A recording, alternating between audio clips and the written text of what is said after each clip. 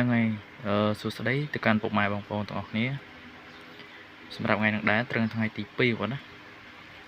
ថ្ងៃទី2ខែ10ឆ្នាំ2025អញ្ចឹងសម្រាប់ថ្ងៃនេះដែរគឺបងប្អូនធ្វើវីដេអូខ្លីគាត់ណាចែកជូននៅដំរីឆ្នោតវៀតណាមសម្រាប់ម៉ោង 4:30 នាទីនិង 6:30 នាទីចែកជូនបងប្អូនគាត់ណាបានហើយ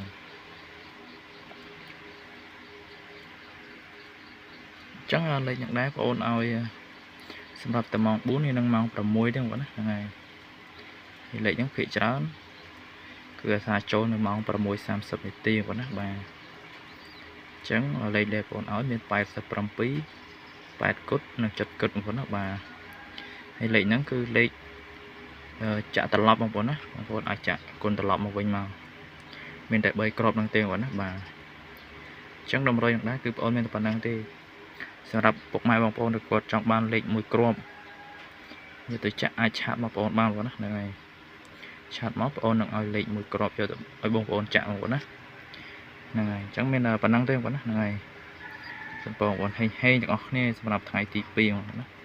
ទី2ខែ10អញ្ចឹងក៏សូមអរគុណច្រើនបងប្អូនណាបាទហេងទាំងអស់គ្នា